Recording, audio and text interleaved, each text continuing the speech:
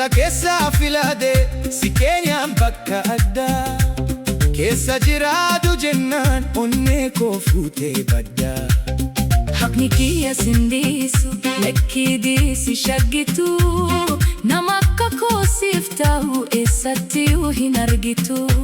Sin jaalate malee akkuma lubbuu koo mee maalan si godhee natti ni kobbuu koo. jaalalan siif laade naaf deebiftee jibba Maaliif na laaffifta mogolee fi jilba.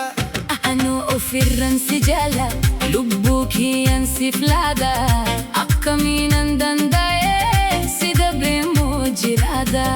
Atoo anaaf dalatte anuma qofaaf malta Jaalala dhugaa dhiiftee kan barbaacha imalta.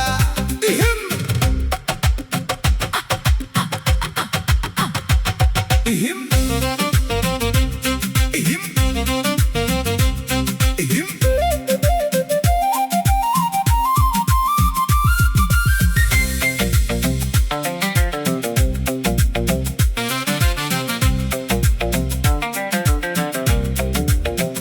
Onnee koo diksitee osoon siif gaggabu narraa fagaaddeetta fiigus sin qaqqabu.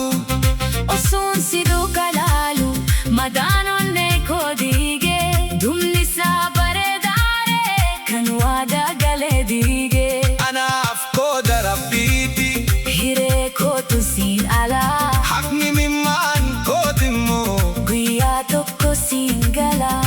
yooti kan onneera Jaalattee wal geesse maal jettee naan jedhi.